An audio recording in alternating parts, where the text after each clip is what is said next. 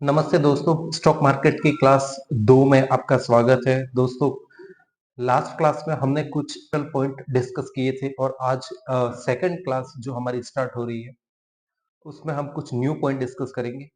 इन classes में हमारे जो पॉइंट होंगे, डिविडेंड्स होगा, फेस वैल्यू होगा, प्रोमोटर होल्डिंग, प्रोमोटर प्लेजिंग, इन सारे पॉइंट्स जो इंपॉर्टेंट के एनालिसिस में इन सारे पॉइंट्स के डिस्कस करेंगे।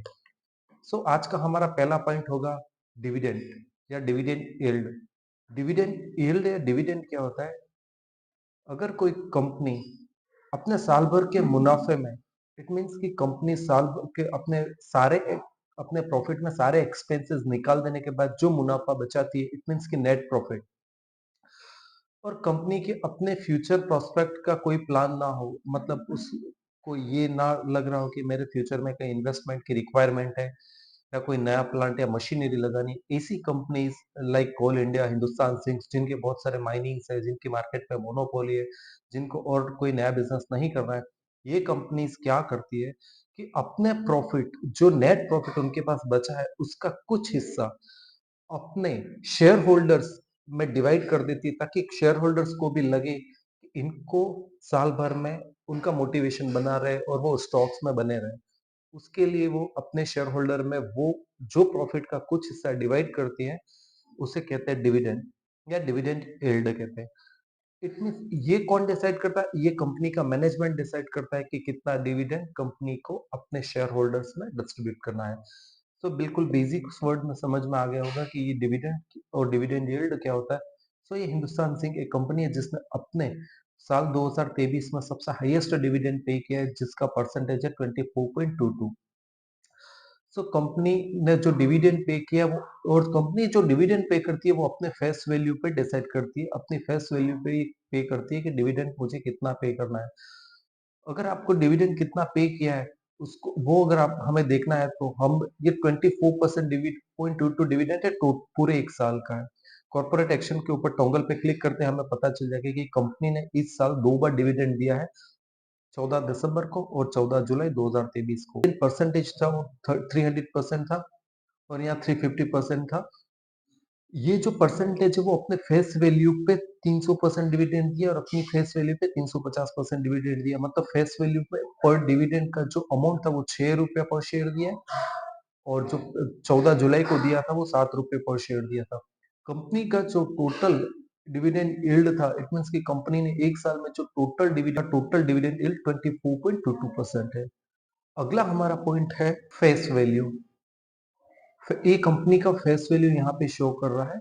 फेस वैल्यू क्या होता है? कंपनी ने जो फेस वैल्यू डिसाइड किया है, कंपनी लाइक अगर आप अपनी कंपनी स्टार्ट कर रहे हो और अगर आप 4 पार्टनर है, या फिर सपोज लेट्स से आप अपनी कंपनी स्टार्ट कर रहे हैं और आपने डिसाइड किया है कि मैं अपनी कंपनी का कुछ 100 शेयर मार्केट में डिस्पैच करना चाह रहा हूँ और पर शेयर की वैल्यू 10 रुपए होगी। आपके 100 शेयर की वैल्यू हो गई 1000 रुपया। पर शेयर की जो वैल्यू आपने डिसाइड की है, वो आपकी फेस वैल्यू होगी, जो मार्केट में लॉन्च करने से पहले कंपनी में डिसाइड हुआ, जो आईपीओ लाते समय या मार्केट में लिस्ट करवाते समय, इसे कहते हैं फेस वैल्यू। फेस वैल्यू, अगर किसी कंपनी की फेस वैल्यू, जैसे इस कंपनी की फेस वैल्यू 2 और इसका शेयर प्राइस 312 है, इट मीन्स ये कंपनी की फेस वैल्यू से शेयर प्राइस को जज नहीं किया जा सकता। फेस वैल्यू होता है जब कंपनी ने अपना लिस्टिंग लिया, उस टाइम जो प्राइस को डिसाइड किया था या जिस प्राइस पे लाना चाह रहे थे, वो हो गया इसका फेस वैल्यू। यहाँ आपको हिंट में भी दिया गया है, the value of a security stated by issuer, it has no relation with market price of the stock. Like face value एक नोट की तरह है। जैसे आपके पास 10 रुपए का करेंसी नोट है, उस करेंसी नोट का जैसा वैल्यू, इसे इस कंपनी को एक नोट मान लीजिए, उस फेस वैल्यू का एक नोट है। इस नोट पे कंपनी अपनी मार्केट में लिस्टिंग लाती है, इसे कहते हैं फेस वैल्यू। एक बार फिर एग्जांपल से बता देता हूँ कि अगर आप अपनी कोई कंपनी है और उसके 100 शेयर मार्केट में लिस्ट करवाना चाहते हैं, तो उसमें पर शेयर की जो वैल्यू डिसाइड करते हैं, मतलब कि अगर आप अपने एक शेयर को 10 रुपए के भाव पे पब्लिक में लाना चाह रहे हैं, तो वो आपके 10 रुपया आपकी कंपनी का फेस वैल्यू हो गया। अब सारी कंपनियों का फेस वैल्यू अपना अलग अलग होता है, कोई कंपनी फेस वैल्यू के ऊपर ट्रेड करती है, कोई कंपनी फेस वैल्यू के नीचे ट्रेड करती है। कंपनी के अपने फाइनेंशियल परफॉर्मेंस पे डिपेंड करता है कि वो कंपनी अपने फेस वैल्यू से कैसा कर रही है या कैसा उसका परफॉर्मेंस है। अगला हमारा पॉइंट है प्रमोटर की होल्डिंग। अब हिंदुस्तान जिंक एक पीएसयू गवर्नमेंट कंपनी है और इसका प्रमोटर होल्डिंग है 64.92%। प्रमोटर इट मींस कि इसमें कंपनी के मालिकों का अपना मालिकाना कितना हक है, मतलब कंपनी के जो ओनर्स है, जिन्होंने इस कंपनी को बिल्ड किया है, बनाया, उनको अपनी कंपनी पे कितना ट्रस्ट है, कितना विश्वास है, इसको कहते हैं प्रमोटर होल्डिंग्स। तो कितना है कंपनी में, इससे ये पता चलता है कि जितना ज्यादा है कि कंपनी के मालिकों को या कंपनी को चलाने वाले लोगों को या प्रमोटर्स को कंपनी पे कितना ट्रस्ट है, ये होता है प्रमोटर होल्डिंग। कंपनी की प्रमोटर होल्डिंग अच्छी है तो इसका मतलब हमें विश्वास होता है कि कंपनी के लोगों को कंपनी पे ट्रस्ट है और कंपनी अच्छा परफॉर्मेंस कर सकती है।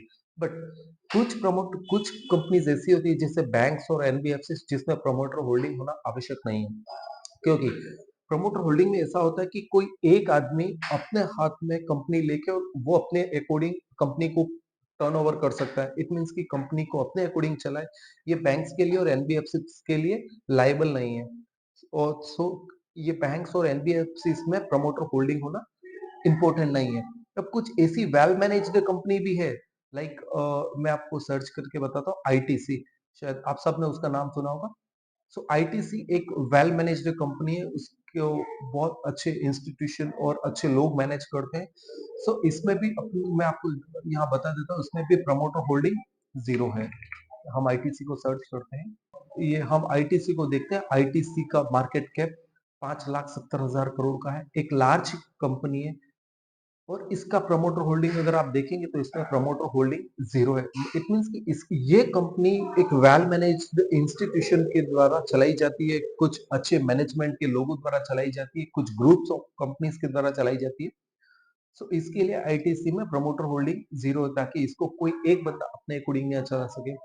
दूसरा कि बैंकों में प्रमोटर होल्डिंग को चेक नहीं किया जाता है, क्योंकि बैंकों को एक पर्सन नहीं चला सकता या किसी एक हाथ से बैंक नहीं चलते कि वो पैसे का अपने अकॉर्डिंग को यूज कर सके। सो बैंकों में भी प्रमोटर होल्डिंग को वेरी करना रिलायबल नहीं है, या फिर वो उसके लिए बैंक्स के लिए डिफरेंट टाइप के रेशियोज आते हैं जो मैं आपको आपके एक्सप्लेन में बताऊंगा। आगे अगर किसी कंपनी का प्रमोटर होल्डिंग बहुत अच्छा है, इसके साथ ही आपको ये भी चेक कर लेना है कि कंपनी में प्लेजिंग है या नहीं। तो आप ऊपर के टॉन्गल्स पे जाएंगे और यहाँ पे कॉर्पोरेट एक्शन इन्वेस्टर डेटा को देखेंगे तो यहाँ पे आपको पता चलेगा। कंपनी में शेयर होल्डिंग पैटर्न पे क्लिक करेंगे, आप ऊपर के टॉन्गल्स में जाएंगे और शेयर होल्डिंग पैटर्न्स पे क्लिक करेंगे तो शेयर होल्डिंग पैटर्न से आपको ये पता चलेगा कि कंपनी में शेयर प्लेज कर रखे हैं या नहीं।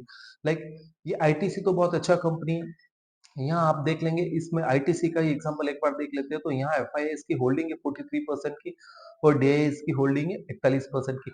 एफआईआईस मतलब फॉरेन इंस्टीट्यूशन जिनको स्टॉक मार्केट में इन्वेस्ट करने का, फ्यूचर प्रोस्पेक्ट का बहुत अच्छा नॉलेज होता है, कंपनी को वो अच्छे से एनालाइज करते हैं। यहाँ पे उन लोगों की 43% का होल्डिंग है और डीआईएस का 42% का होल्डिंग है। इट मीन्स की होगा कि कंपनी बहुत अच्छी है, तभी इन लोगों ने इसमें इन्वेस्ट कर रखा है और इनकी होल्डिंग बहुत अच्छी है। अब ये कंपनी तो एक वेल मैनेज्ड कंपनी है, तो इसमें प्रमोट इसका शेयर प्लेजिंग नहीं है। प्लेज मतलब इन्होंने कोई भी चीज गिरवी नहीं रखा।